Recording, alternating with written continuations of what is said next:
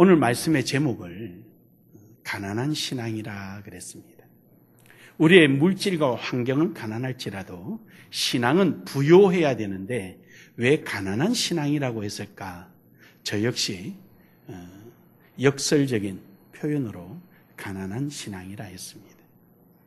우리의 신앙은 끝없이 하나님의 뜻을 갈구하고 또 사회적 가치나 사회적 어떤 환경에 대해서는 힘들고 어렵고 가난할지 몰라도 그 고통과 어려움이 있을지 몰라도 우리의 심령은 그런 것을 넘어서 늘 즐거운 마음으로 기뻐하는 마음으로 하나님의 뜻을 갈구하고 오늘도 열심히 달려가고 구하는 이러한 마음으로 가난한 신앙이라는 제목으로 함께 은혜를 나누기를 원합니다. 우리 모두 다 이러한 신앙으로 나아갈 수 있기를 주의 이름으로 축복합니다. 첫 번째로 가난한 신앙은 어떤 사람이냐라는 것입니다. 오늘 본문 말씀은 예수님께서 제자들을 다 불러 모으시고 산상에서 이제 흔히 말하는 팔복이라는 8가지 복을 말씀하십니다. 여기서 예수님께서 말씀하시기를 심령이 가난한 자는 복이 있나니. 심령이 가난하다라는 것이 무엇입니까?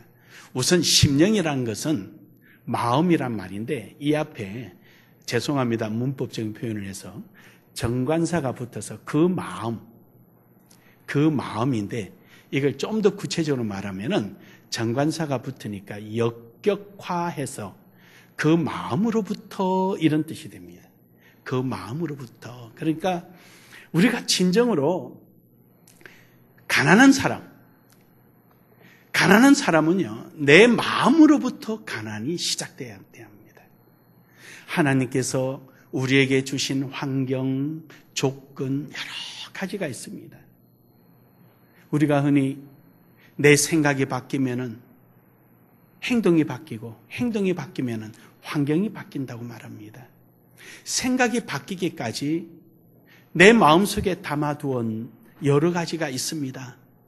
즉 사고력, 또 경험, 또 이성을 통해서 가졌던 지적인 것, 그리고 내가 지금 가지고 있는 주변의 여러 가지 어떤 권력이라든지 또 어떤 가진 소유물이라든지 이런 것들이 내 속에 가득히 있어서 이런 것을 내 마음속에서 어떻게 판단하고 어떻게 행동하고 어떻게 욕구를 일으키냐에 따라서 생각이 바뀌고 그리고 내 행동이 바뀌게 되는 것입니다. 사랑하는 여러분, 바라고 원하기는 우리의 심령이 여러분이 가지고 있는 모든 백그라운드가 오직 가난하여져서 주님만 바라볼 수 있기를 간절히 소망합니다. 그 마음으로부터 우러나지 않으면 안 되는 것입니다. 그래서 우리 건축의 슬로건이 건축은 마음으로부터라고 했습니다.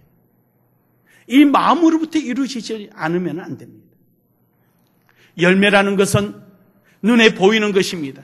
그러나 그 열매가 맺히기까지는 보이지 않는 그 많은 영양분들이 공급되고 그 영양분에 의해서 그 아름다운 열매가 맺히게 되는 것입니다.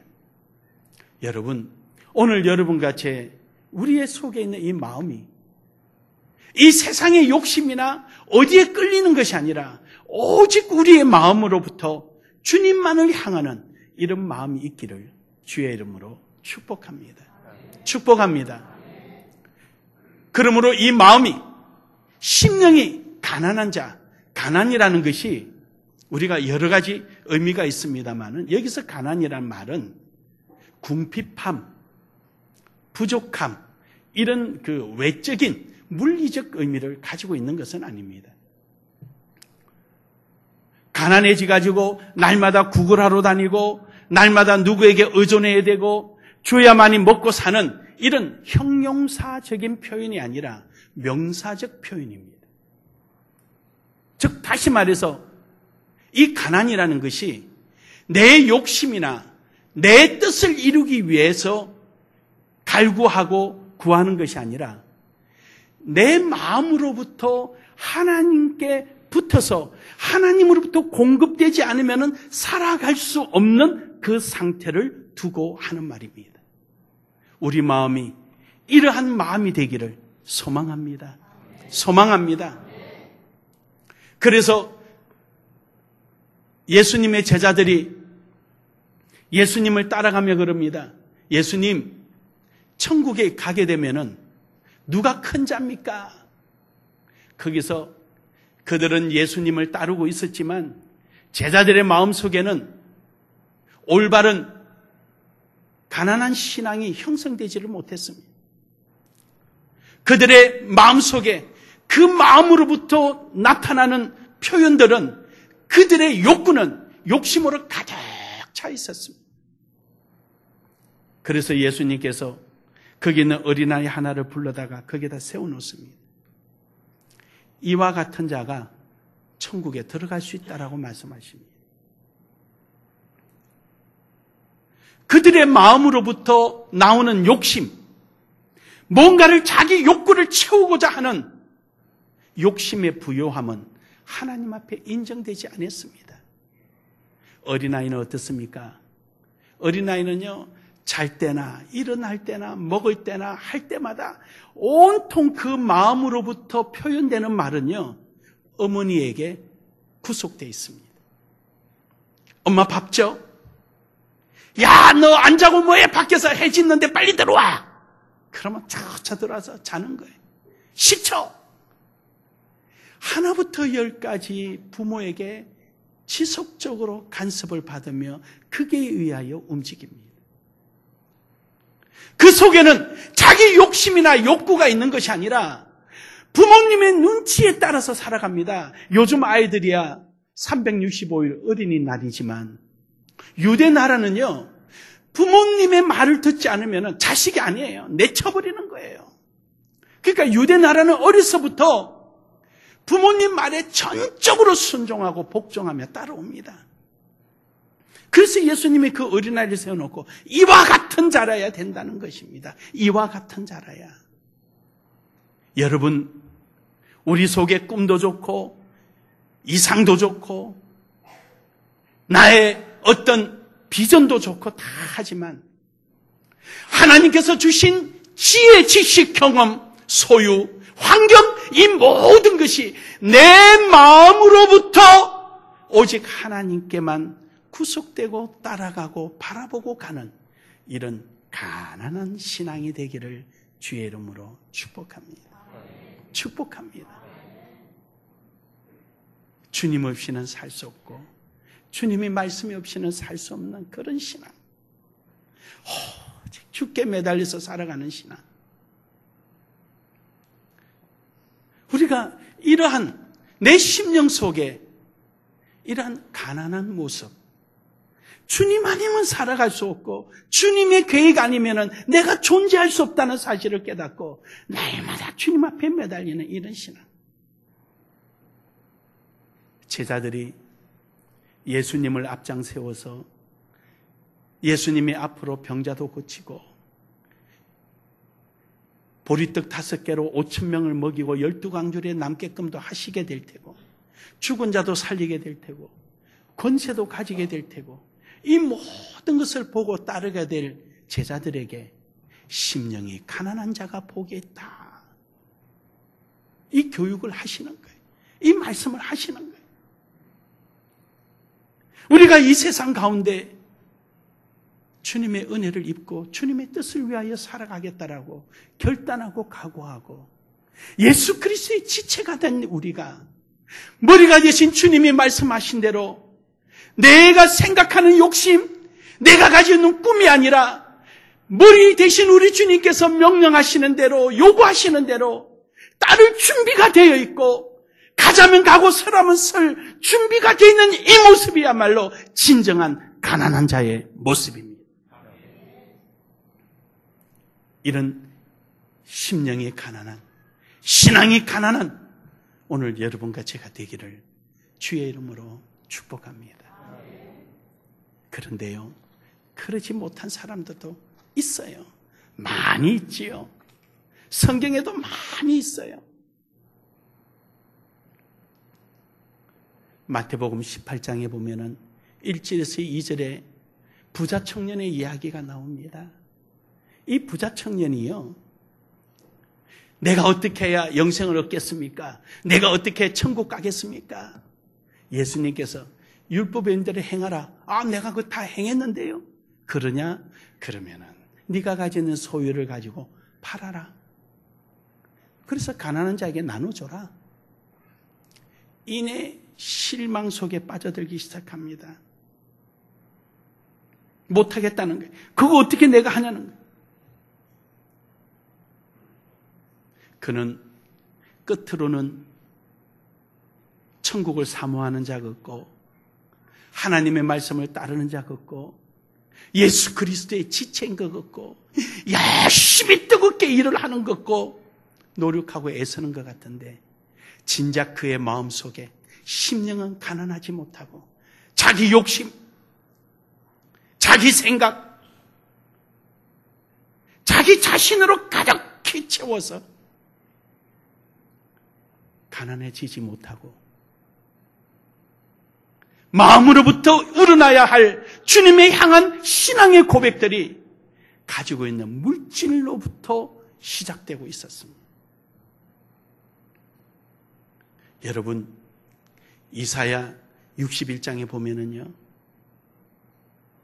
하나님께서 가난한 자에게 복음을 전파하며 라고 예언을 하십니다.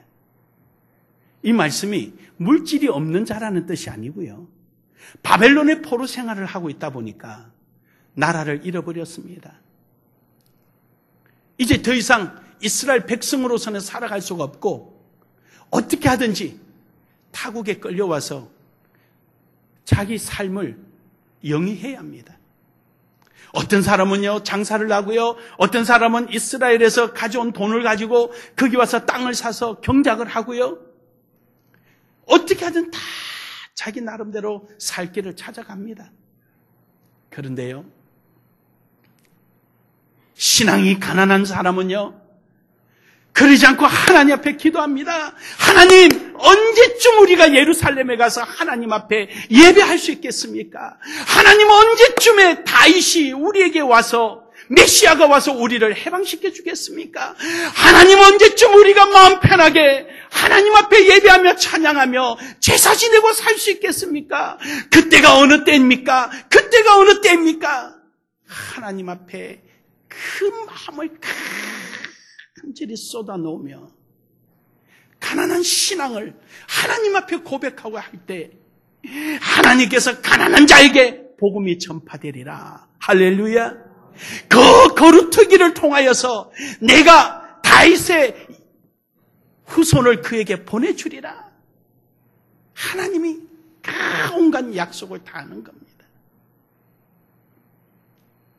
부유한 자, 권력 있는 자, 그런 사람이 아니라 정말로 그 마음으로부터 오직 하나님의 뜻을 이루기 위하여 몸부림치고 간구하고 기도하는 자에게 하나님의 복음이 임하게 되고, 하나님의 약속이 임하게 되고, 하나님의 축복이 임하게 된 줄로 믿으시길 바랍니다. 하나님은 그런 거루터기를 통하여서 이스라엘을 재건했고, 그 거루터를 통하여 메시아를 오게 하셨고, 그 거루터를 통하여 오늘 여러분과 제게까지 복음이 전파된 것입니다. 가난한 신앙, 그것은 마음으로부터 내가 가지고 있는 기득권, 사회적 가치, 보편적 가치에 내 자신이 빼앗기는 것이 아니라 천국의 가치, 하나님이 기뻐하시고 나를 세우신 그 목적에 맞는 거기에 내 마음이 온전히 빼앗겨서 내 마음으로부터 주님께 향하고 주님의 뜻을 추구하고 살아가는 이런 신앙이야말로 너무너무 멋지고 아름다운 신앙이 되는 것입니다. 사랑하는 여러분, 여러분이 수고하고 흘리는 땀방울, 여러분은 잊어버릴지 몰라도 주님은 기억하시고, 여러분이 부르짖고 간구한 기도의 제목은 여러분은 잃어버릴지 몰라도 오늘도 어딘가는 응답이 되어서 하나님의 역사가 이루어집니다. 이루어집니다. 부자 청년 한숨 쉬고 돌아갔지만, 그러나 환경적으로 볼 때 도무지 회생할 수 없고 회복될 수 없는 바벨론의 70년 포로 생활 속에 그 가난한 신앙을 가지고 하나님 앞에 부르짖고 간구했던 그들의 기도를 통하여서 하나님은 이스라엘을 회복시키시고, 보너스로 남과 북이 갈라져 있던 남유다와 북이스라엘을 하나가 되게 하셔서 통일 왕국을 이루어 주셨습니다.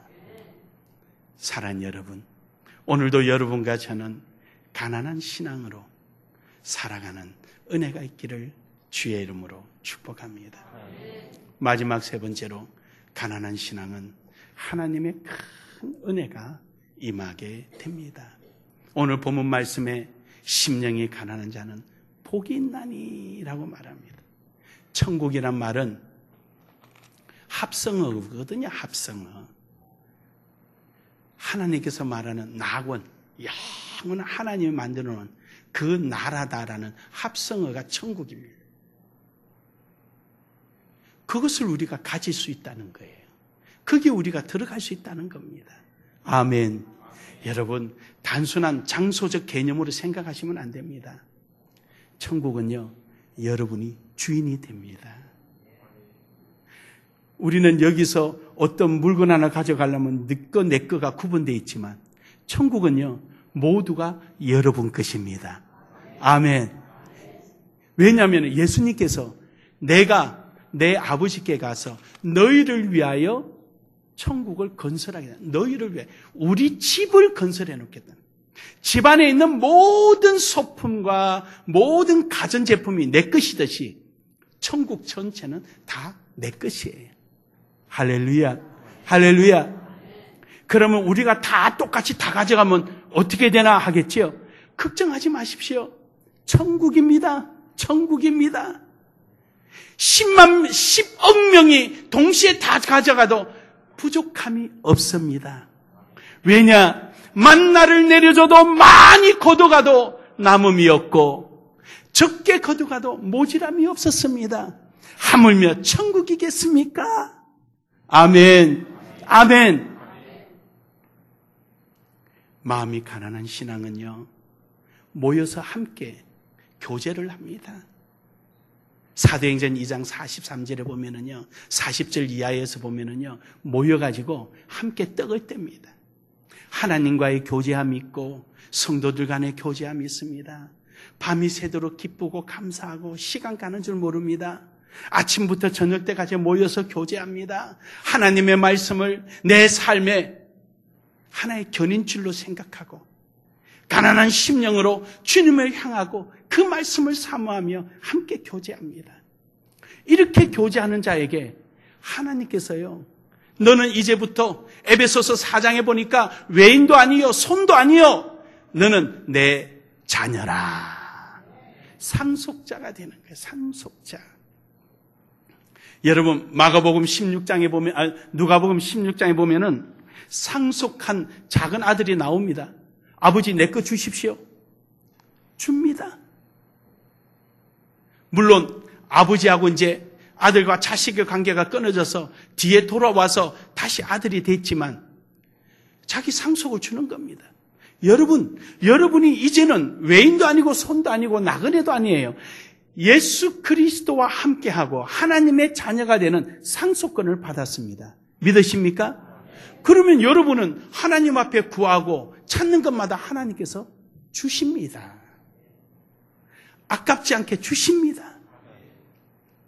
단순한 에베소서 4장에 있는 말씀이 너희는 외인도 아니요 손도 아니요 나그네도 아니요 너희는 하나님의 상속자라는 상속이라는 선언적 의미가 아니라 실제적인 거예요. 실제적. 사랑하는 여러분, 우리 주님과 가난한 신앙에 대해서 늘 교제함이 이루어지기를 주의 이름으로 축복합니다. 그 교제함을 받는 사람은 에레미야 31장에 보니까 작은 자나 큰 자나 다 다 나를 알리라 그럽니다. 즉 다시 말해서 권력이 있든 없든 천대를 받든 귀족이 됐든 모두가 하나님 안에서 죄사함을 얻고 용서함을 얻고 모두가 주님의 백성이 된다는 뜻입니다. 그래서 다 알게 된다는 거예요. 가진 자나 안 가진 자나 할 것이 모두가 주님의 은총을, 사죄의 은총을 받는다는 겁니다. 여러분, 오늘 여러분과 제가 이 가난한 신앙이 마음으로부터 주님이 원하시는 영혼을 사랑하고 영혼을 위하여 달려갈 때 그들이 무식한 자나 유식한 자나 존귀함이 받는 자나 못 받는 자나 가진 자나 못 가진 자나 모두가 하나님을 찬양하니 이것이 곧 천국입니다. 천국입니다. 뿐만 아니라 하나님께서 시편 말씀에 보니까 우리에게 복을 주신다 그래. 너희가 나가서 정갈을 밟을 것이며 너희가 독사를 밟을 것이며 할렐루야. 여러분의 나가는 길에 누구도 막을 수가 없다는 것입니다. 우리 나눔의 교회가 이런 가난한 신앙으로 나아갈 때 하나님께서 우리와 함께하여 주실 줄로 믿습니다. 결론을 맺겠습니다. 여러분, 내가 가지고 있는 지식, 환경, 조건, 이 모든 것이 내 욕심을 위해서 존재하지 않고 비어있는 가난한 마음을 통하여서 이 마음으로부터 나의 지식, 경험, 명석한 판단력, 물질 건강, 모든 것을 주님께 예속되어서 주님의 뜻을 위하여 살아간다면 하나님은 멋진 인생으로 삼아 줄 것입니다. 오늘도 여러분 삶 속에 이러한 은혜가 있으셔서 주님과 늘 동행하며 여러분의 자자손손대대로 아름다운 열매를 보는 복된 은혜가 있기를 주의 이름으로 축복합니다. 축복합니다.